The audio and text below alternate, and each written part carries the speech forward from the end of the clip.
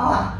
Hoje é o dia de aprender tutorial sobre lavagem nasal. Na maioria das vezes, quando você procura o seu otorrino, você chega, é avaliado e é responsabilidade do especialista saber qual é o tipo de lavagem nasal específica para cada paciente. Basicamente, as lavagens nasais são divididas entre baixo volume e alto volume. Isso acaba confundindo bastante os pacientes, porque não existe somente um tipo de forma de fazer a lavagem nasal. E uns assistem de umas formas, outros assistem de outras formas. Na verdade, hoje eu tô aqui para poder dizer que existem várias formas de lavar o nariz e que você vai escolher a sua forma de lavar o nariz, junto com o seu especialista, a depender da patologia que você tem.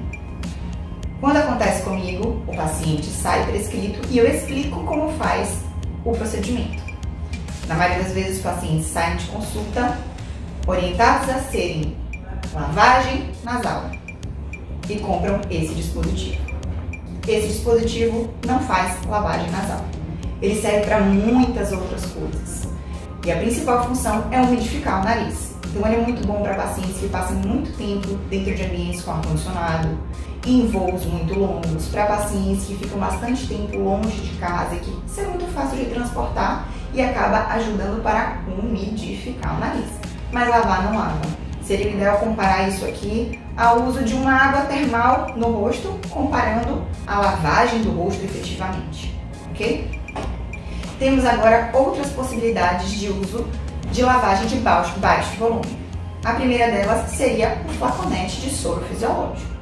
Doutora, pode lavar o nariz com água? Não, é com soro fisiológico. Uai, mas não tem muito sal? Não. Todos os nossos líquidos corporais contêm sal e a quantidade do soro fisiológico é uma quantidade biológica e compatível para que possa carrear secreções, tirar vírus, bactérias, impurezas, poeira e etc. Vamos começar pelo flaconete, tá? O flaconete ele vem em uma quantidade de 20 ml, tá certo? E é necessário que tire essa tampinha para poder fazer a lavagem nasal correta. Temos outras duas possibilidades, que no caso seriam seringa ou dispositivo de jato contínuo. A seringa vai variar de acordo com o paciente, vai variar de acordo com a idade e a necessidade do paciente. No caso da seringa, eu peguei dois exemplos aqui para vocês prestarem bastante atenção. O diferencial não é só o volume das seringas, é o bico, tá certo? Temos a diferença do bico de rosca, que é esse mais gordinho, e o bico mais inclinadinho, que é mais fininho. Eu gosto bastante, costumo recomendar o bico de rosca, porque ele veda melhor a fossa nasal e consegue carregar uma pressãozinha um pouco maior relacionada ao volume. Então o paciente não fica escapando soro por fora do nariz quando faz a lavagem nasal, tá? Os dispositivos de jato contínuo, eles são muito práticos, tá? Mas é muito importante saber que para fazer uma lavagem nasal e efetiva com jato contínuo, é necessário apertar esse jato por um tempo mínimo de 4 a 5 segundos, para que haja volume e ele não fique igual a esse dispositivo que só acaba modificando o nariz. Para outros pacientes que apresentam sinusites e outras patologias crônicas ou de alguma forma necessitam em pós-operatórios de uma lavagem nasal de volume, nós temos lavagens nasais a partir de 250 ml em dispositivos.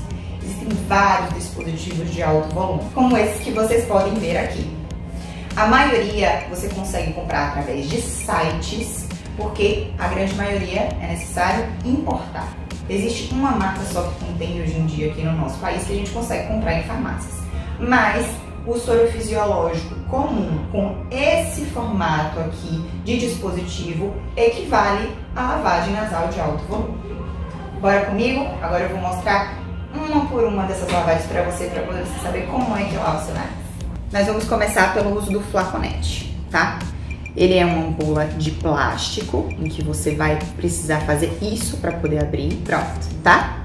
Não existe um bico, tá? Então você precisa encostar bem na fossa nasal e apertar o dispositivo para poder você gerar um certo volume.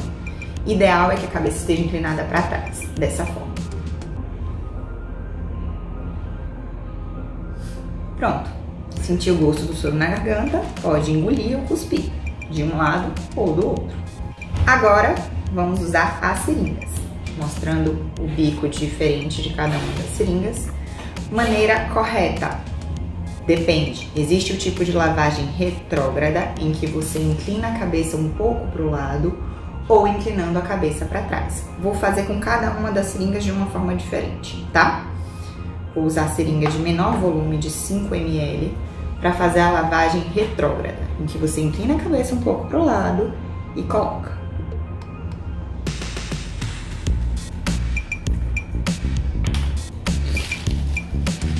Pronto. Lavou. Vai fazer isso de um lado e do outro, tá certo? Agora com uma seringa de 20 ml com a cabeça inclinada para trás.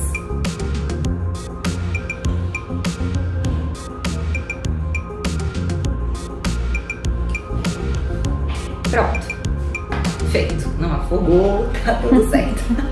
Atenção, tem um detalhe sobre a seringa em relação à pressão. O que lava é o volume, a quantidade de soro que você coloca e não a pressão que você coloca. Existem vários vídeos na internet, várias mães que me perguntam. Por isso que é muito importante em crianças e em adultos também que não deve se usar uma pressão muito grande. Existe uma comunicação por dentro da cabeça, do nariz, com os ouvidos, que eu sempre explico para meus pacientes que existe a chance de fazer otites se colocar uma pressão muito grande, tá certo? Ao mesmo tempo em que existe a chance de fazer outros tipos de trauma por pressão. Então a pressão correta seria essa pressão. Agora chegou a vez dos dispositivos de jato contínuo. Note que esses dois eles têm bicos diferentes. E para bebês pequenos, recém-nascidos, existem bicos que você consegue adaptar a esse dispositivo, porque existem dispositivos pediátricos e dispositivos para adultos, tá? Maneira certa de fazer essa lavagem também pode ser com a cabeça virada para um lado ou para trás. Lembrando que você precisa contar de 4 a 5 segundos. Vamos lá.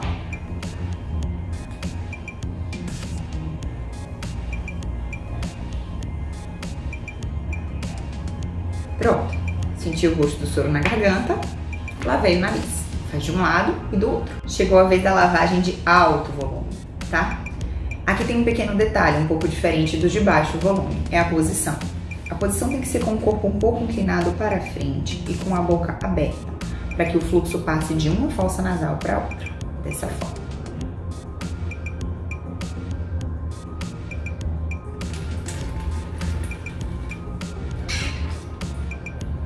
Então é isso, pessoal. Espero que tenha ajudado. É importante saber que não existe o método, existe o melhor método para você, que você vai descobrir junto com o seu otorrino. Por isso, consulte um especialista.